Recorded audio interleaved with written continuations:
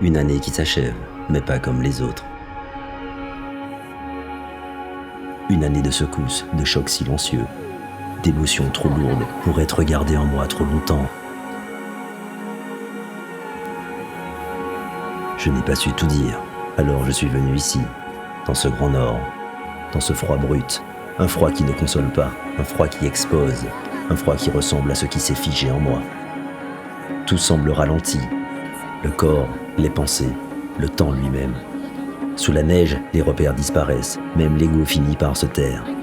Je traverse des lieux pleins de vie, de lumière, de voix. Et pourtant je reste à distance, comme si j'observais le monde à travers une vitre épaisse.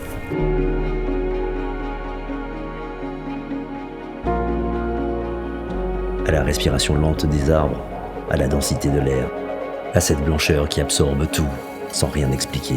Je me laisse porter, je cesse de vouloir décider.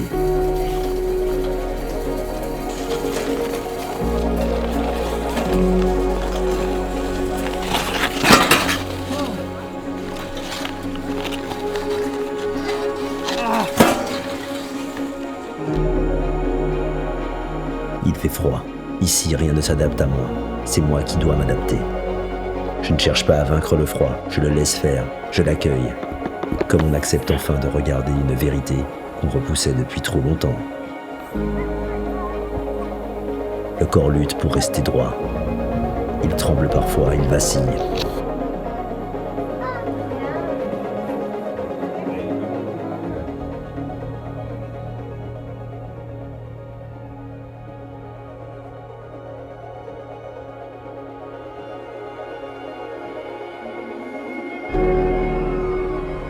Dans cette immense indifférence, je me sens petit, fragile, mais chaque souffle rappelle que je suis encore là.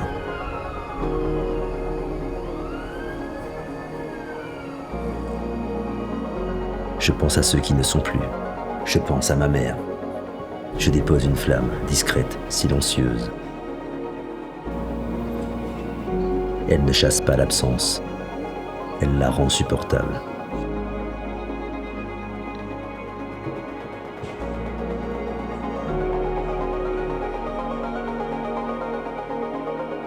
Dehors, le froid persiste. La vie ne s'interrompt pas. Même figée, elle trouve toujours un passage.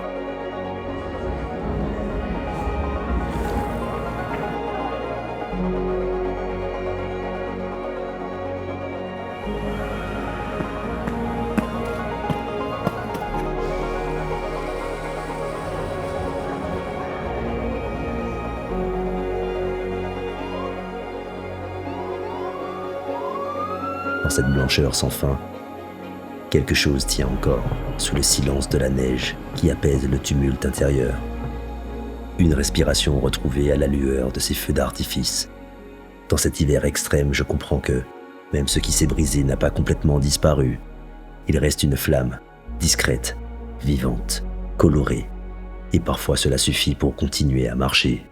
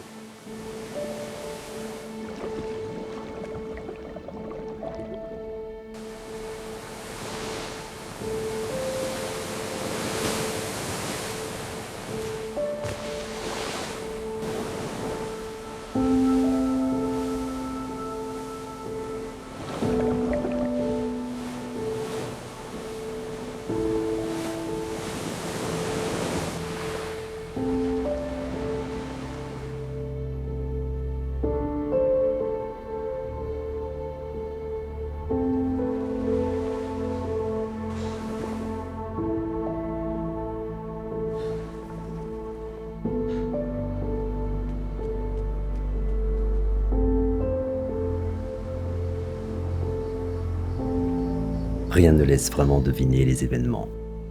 C'était pourtant une habitude, une continuité ordinaire. Et puis, tout bascule. Être immergé dans un monde qui nous étouffe, qui nous angoisse, un monde qui nous broie sans état d'âme. Alors l'esprit se fatigue, le corps continue d'avancer. Mais intérieurement, quelque chose se retire peu à peu. Cette impression que rares se font les mains réconfortant. Il n'y a pas d'âge pour sombrer, pour sentir que quelque chose en nous commence à s'éteindre, lentement, progressivement. Alors, même lorsque l'on est prêt à témoigner, on garde encore une part de silence. Quand je pense à Romain, il y a forcément quelque chose qui me rattrape, qui rend triste. Et en fait, très rapidement, je suis heureux parce que quand je l'imagine, il me mettrait une calotte derrière la tête en me disant « Mais Théo, vis ! Là, c'est bon. Qu'est-ce que t'attends là ? Vis !» Ah bah, ce sont toutes écroulées en même temps. Ouais. Le berceau, le plan, famille, de tout. Il n'y a que de la couleur qui m'a fait. Mais tout s'effondre en même temps. Je te dis, tu as deux solutions. Te mets face à la réalité. Ouais, c'est ça. Si c'est pas toi, personne ne va le faire à ta place.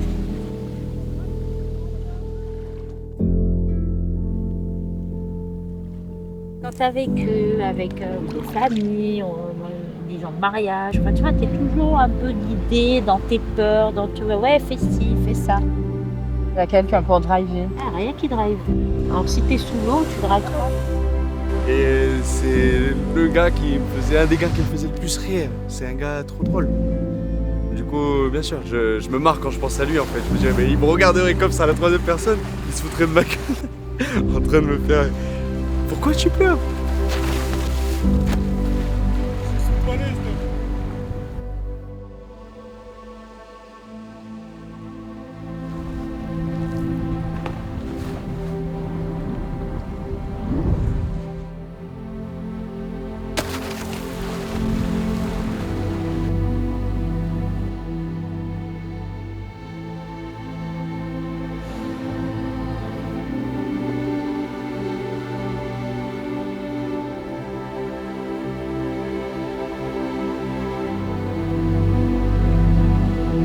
Penser à moi d'abord, en fait, c'est compliqué.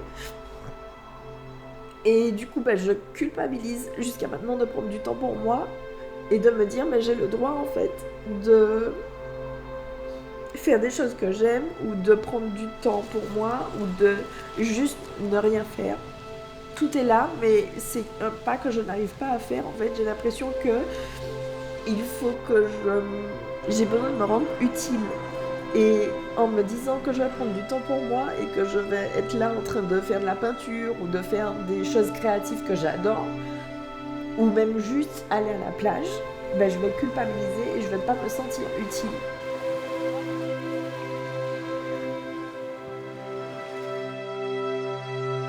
C'est quelque chose que je suis en train de travailler avec les professionnels, donc psychologues, etc.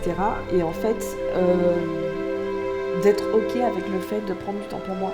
Faire des choses que moi, j'aime et qui me servent en fait à me canaliser, à me tempérer, à redescendre en pression. J'arrive pas encore à faire ça. Essaye de ne pas contrôler ça. Bon, ça fait partie du lâcher prise. Lâche.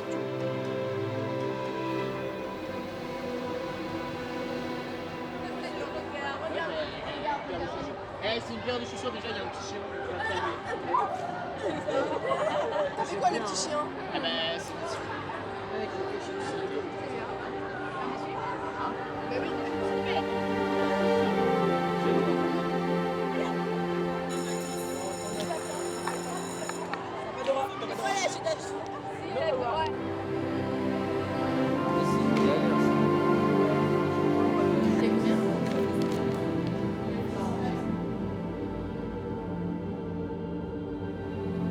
C'est innovation, mais je sais pas.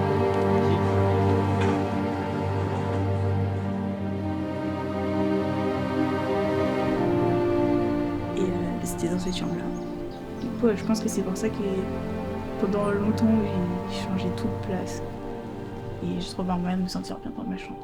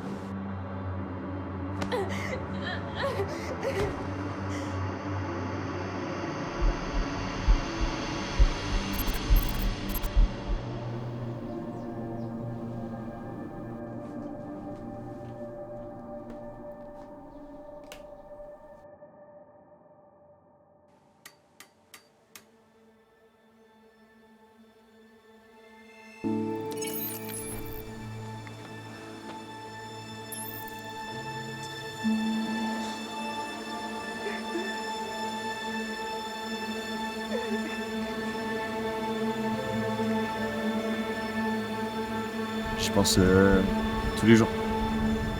J'avais jamais pensé autant à lui. J'y pense tous les jours. J'imagine que c'est partout. Enfin,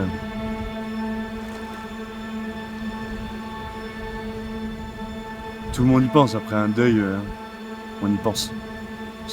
Moi, j'y pense. Là, quand je suis au boulot, j'adore. C'est vraiment quelque chose qui est salvateur aussi. Ouais.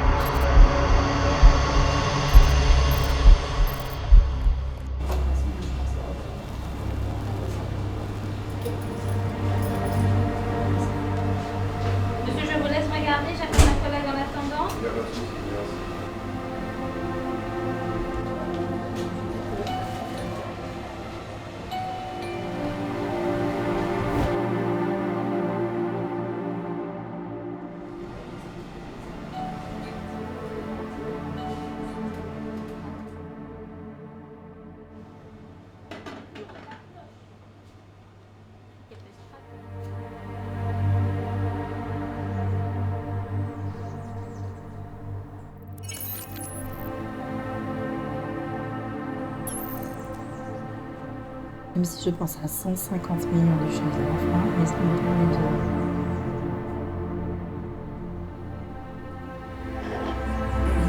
Je vais vraiment le faire ce shampoing. Et ensuite, je vais le laisser sur la terrasse.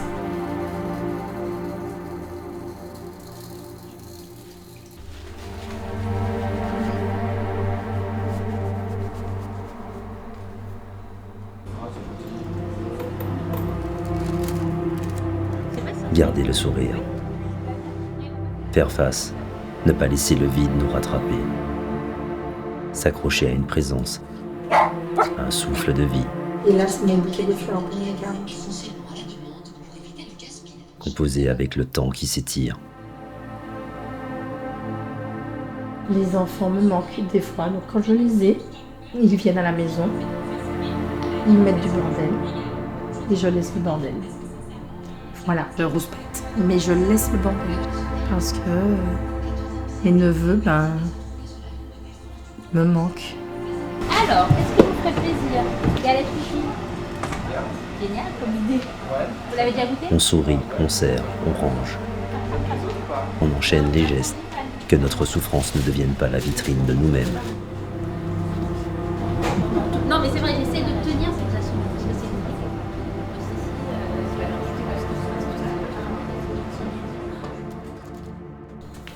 Et qu'au sein de notre intimité, ces automatismes du quotidien trompent le vide intérieur qui nous saisit. C'est aussi de l'inexplicable, j'adore.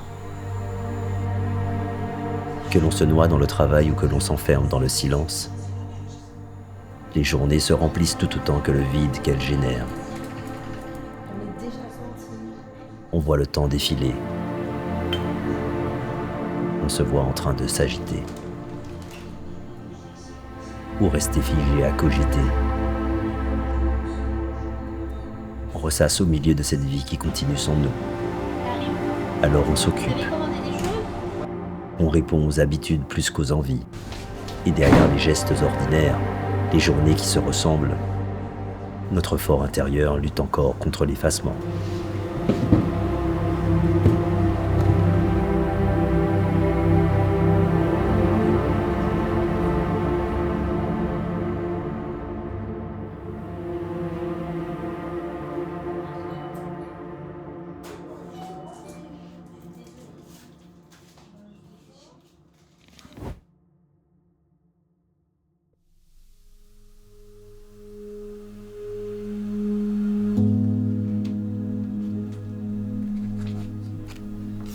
J'ai toujours écrit et je voulais toujours garder tous mes souvenirs, genre je voulais rien perdre. 31 janvier 2018.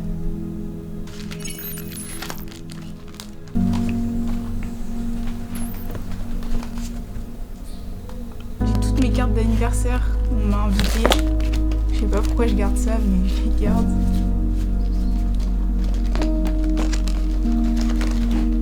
Ça, c'était mes livres préférés quand j'étais petite. Ma mère, elle me lisait une histoire tous les soirs. Donc c'était à mon anniversaire. Et c'était trop bien. Pour le coup, je me suis un peu éloignée d'eux à cause de ça. Parce que,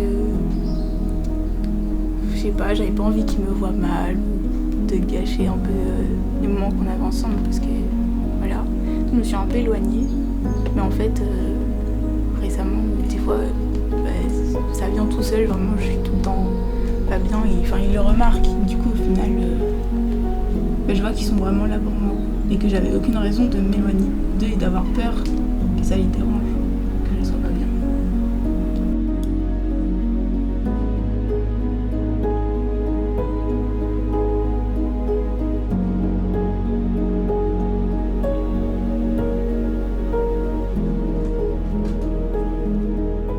J'ai toujours dessiné et à un moment, j'ai quand même arrêté. Je sais pas, j'avais un peu arrêté un peu tout ce que je faisais. Et récemment, j'ai recommencé.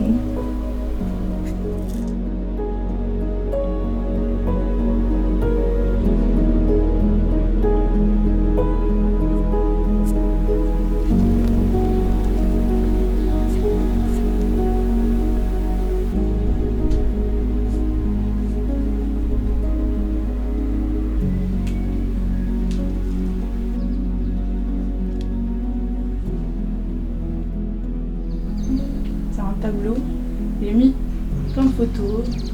Ouais, c'est de bons moments.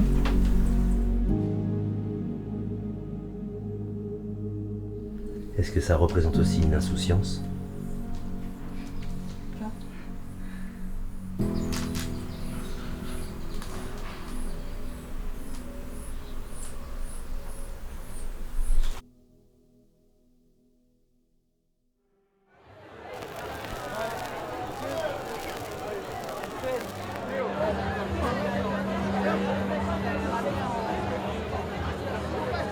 Rien à voir. Rien à voir. Non, mais c'est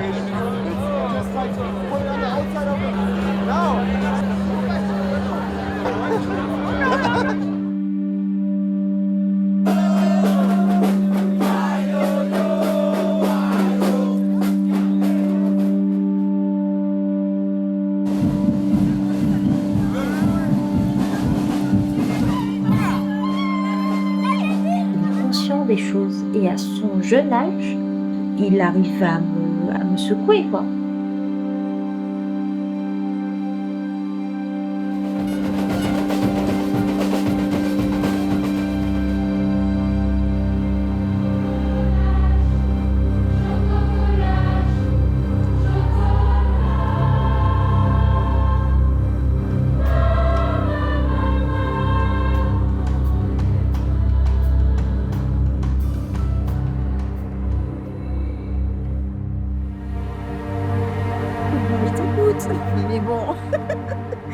Mais lui, voilà quoi, c'est une vraie éponge émotionnelle. Il comprend quand je suis pas contente, il comprend quand je suis très triste, il comprend quand plein de choses. Il joue son rôle. Je peux te lâcher?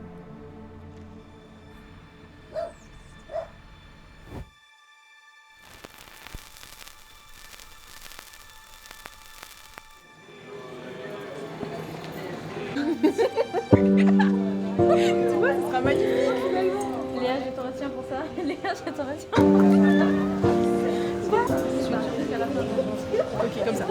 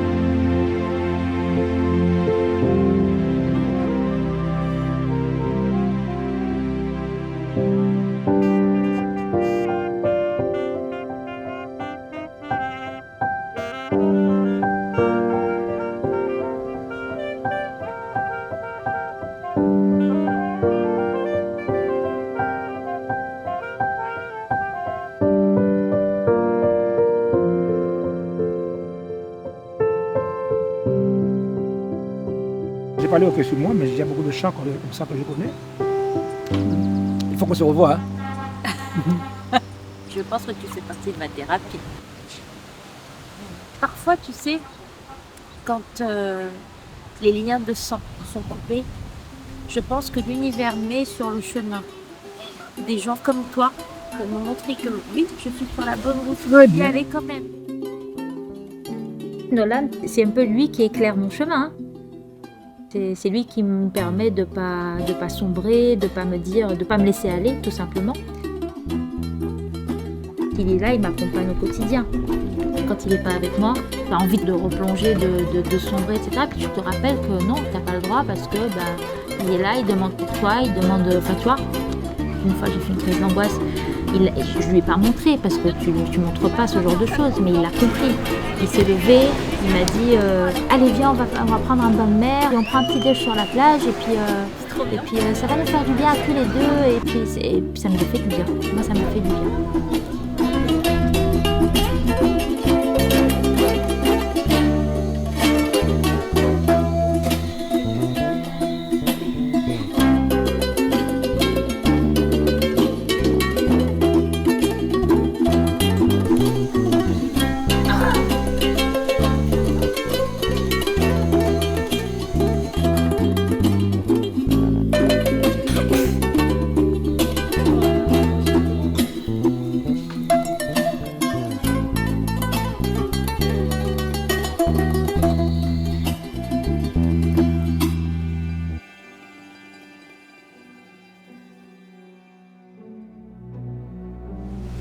Maintenant, quand je rentre dans l'eau, j'ai peut-être un peu plus de pensées. Je vais appeler ça des pensées magiques, mais j'ai une pensée où je dis. Ouais, je me présente à l'eau alors que je ne le faisais pas avant. C'est quelque chose qui a modifié un peu mon comportement. Mais c'est toujours un peu particulier. Et là, bon, plus j'y retourne, moins j'y pense aussi. C'est moins fort. Et la plupart du temps, ouais, je m'adresse quand même soit à l'océan ou à lui, ce qui est un peu irrationnel. Mais quand je retourne à l'eau, quand je refais toutes les activités, je le fais avec lui dans ma tête, c'est lui qui reste. Et quand je fais du surf, il est avec moi. Quand je fais du kite,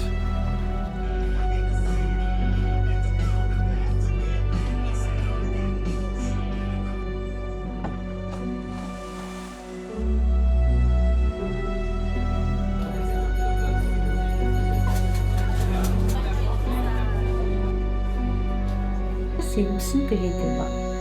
Et elle me dit écrivez aussi loin que vous puissiez remonter dans vos souvenirs. Donc j'ai commencé par faire une frise comme ça sur le papier, puis je me suis dit pourquoi pas écrire. Je me suis posée et j'ai commencé à écrire. Et en fait, plus j'écrivais, et plus je conscientisais ce que j'ai vécu. Quand j'écrivais quelques lignes, je relisais le paragraphe et je me disais, t'as quand même vécu ça, t'as quand même vécu ça. Et en fait, je sais pas comment t'expliquer, mais ça renforce ce côté combativité, tu vois. Tu te dis, mais en fait, t'as pas le droit aujourd'hui de flancher parce que regarde tout ce qui s'est passé, quoi.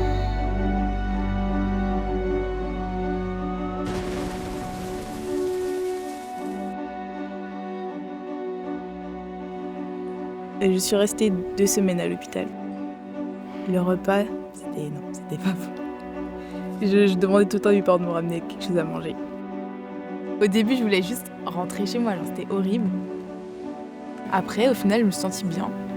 Être seule, pouvoir réfléchir toute seule, être mal toute seule, au final, pas avoir à me forcer à être bien, ça m'a fait du bien. Et à la fin, j'en pouvais plus. Je voulais rentrer chez moi, je voulais voir mes amis, je voulais sortir, parce que rester enfermée 2 semaines dans la même chambre, c'est pas très fun.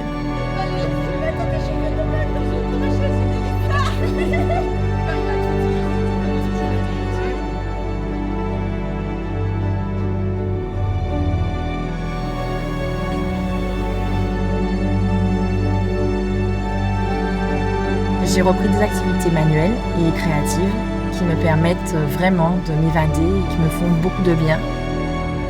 Je me suis remise au sport et ça me fait beaucoup de bien au moral et physiquement, bien entendu.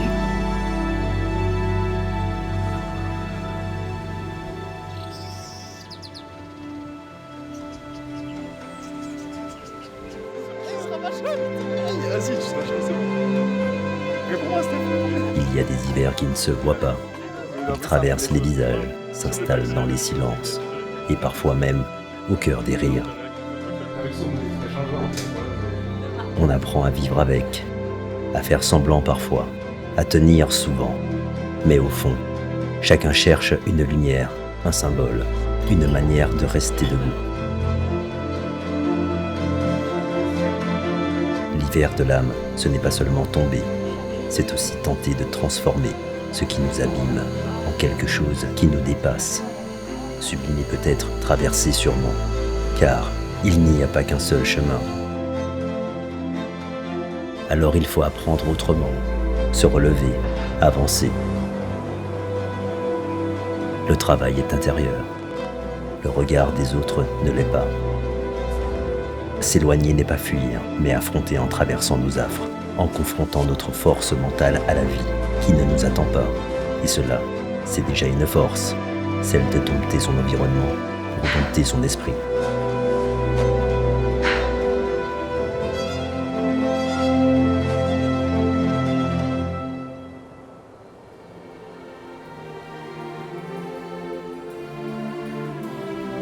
Et parfois aussi l'hiver de l'âme devient alors un territoire, un lieu que l'on traverse, que l'on comprend, parfois même que l'on habite.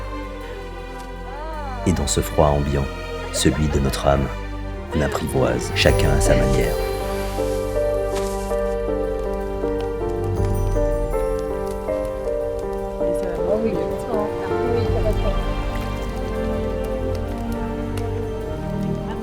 Il n'y a pas de honte à dire, à confier, à chercher une oreille qui comprend. Et s'en remettre entre des mains expertes n'est pas une faiblesse.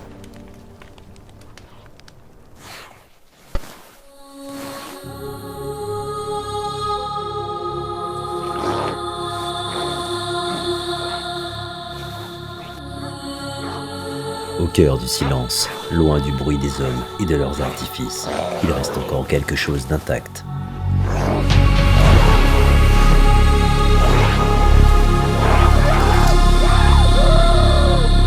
Un instinct ancien, brut, vivant. La nature ne juge pas nos fractures. Elle nous traverse, nous éprouve, puis nous rappelle à l'essentiel.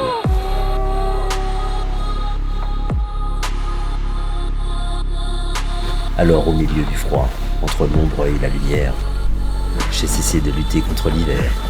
J'ai appris à avancer avec lui. J'avance entre les arbres, le souffle froid et les traces laissées dans la neige. Je pars chercher des fragments de beauté, des lumières capables de me faire oublier, de rencontres d'âmes sauvages capables de me réanimer, de me fondre un instant dans le vivant et de le caresser dans le sens du poil.